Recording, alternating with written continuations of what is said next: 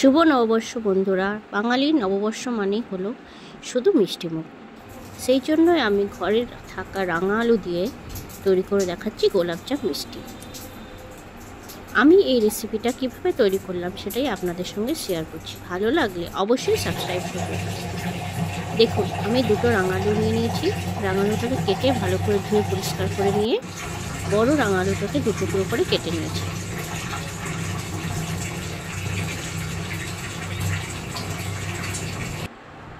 রাঙা আলুটা কেটে নেওয়ার পর তারপর আমি কুকারে পরিমাণ মতো জল দিয়ে সেদ্ধ চাপিয়ে দিলাম।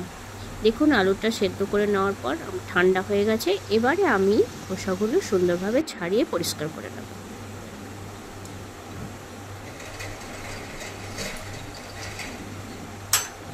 খোসাগুলো ছাড়িয়ে নেবার পর আমি একটা গ্রেটারের সাহায্যে আলুটাকে ভালোভাবে গ্রেট করে নেব।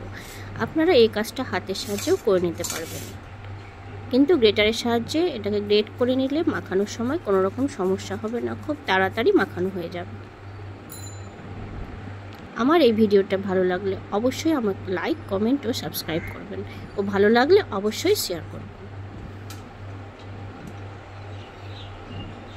আপনারা অনেকেই ঘরে রাঙা আলু দিয়ে মিষ্টি তৈরি করে থাকেন, কিন্তু আমি যেভাবে তৈরি করছি আপনারা একবার সেইভাবে তৈরি করে দেখবেন। পুরোপুরি দোকানের গোলাপজাম মিষ্টির মতন হবে, একদমই রাঙা আলুর সেন্টটা থাকবে না। দেখুন, গ্রেট করে নেবার পর একটা পাত্রে ঢেলে নিয়েছি, তাতে দিয়ে দিলাম 3 চামচ পরিমাণে গুঁড়ো দুধ, আর দিয়ে দিচ্ছি 1 চামচ পরিমাণে ঘি।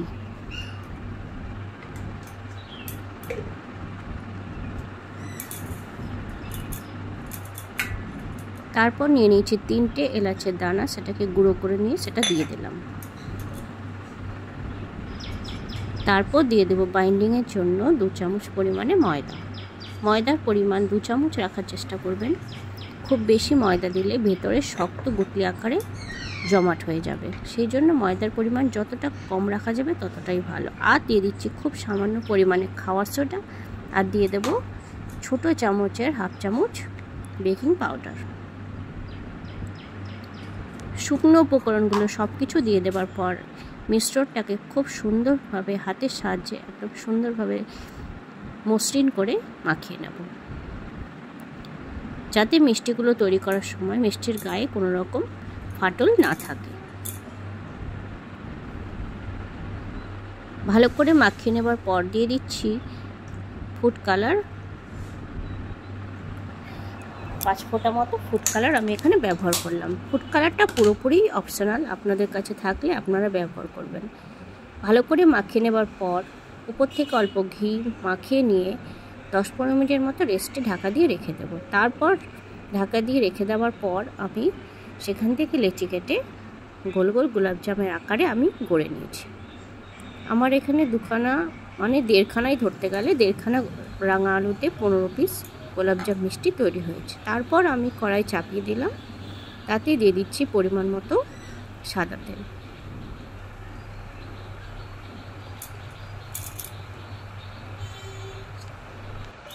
তেলটা সামান্য গরম হয়ে গেলে সেখান থেকে কয়েক পিস মিষ্টি আমি তেলে দিয়ে দিচ্ছি। আপনারা এই নববর্ষের দিনে অবশ্যই এই মিষ্টিটা তৈরি করে দেখবেন, আপনাদের পরিবারের সকলের জন্য খুবই ভালো হবে এবং একদমই কেউ বুঝতে পারবে না এটা রাঙা আলুর মিষ্টি। দেখুন, মিষ্টিগুলো সুন্দরভাবে লালচে হয়ে আসছে। আস্তে আস্তে নেড়ে চেড়ে মিষ্টিগুলোকে লালচে ব্রাউন করে ভেজে নিতে হবে। কালারটা আপনাদের উপরে নির্ভর করবে আপনারা কতটা লালচে করতে চাইবেন। এইভাবে মিষ্টি ভাজার সাথে সাথে আমি অপর পাশে কড়াইতে মিষ্টির জন্য রসটাও তৈরি করে নিয়েছি। 1 কাপ চিনি নিয়েছি, তাতে দিয়ে দিয়েছি 2 কাপ পরিমাণে, সেই কাপেরই 2 কাপ পরিমাণে জল দিয়ে রসটা আঠালো করে তৈরি করে নিয়েছি।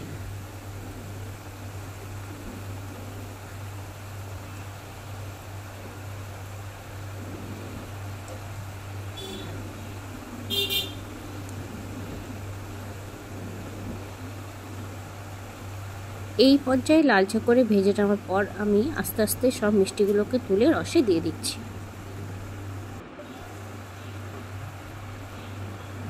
এইভাবে আমি সমস্ত মিষ্টিগুলো একে একে ভেজে নেব আর রসে দিয়ে দেবো।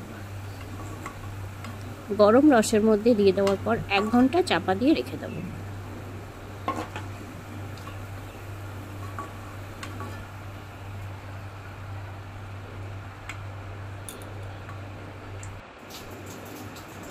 এক ঘন্টা রসে রাখিয়ে দেওয়ার পর আমি একটা পাত্রে সুন্দর করে তুলে নিচ্ছি আপনাদের দেখিয়ে দেওয়ার জন্য। আপনারা দেখুন কতটাই না সুন্দর হয়েছে।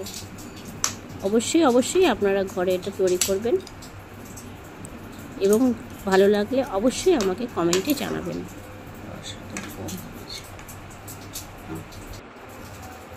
দেখুন আপনাদের দেখিয়ে দেওয়ার জন্য ভেতরটা আমি একটা চামচের সাহায্যে কেটে আপনাদের দেখিয়ে দিচ্ছি।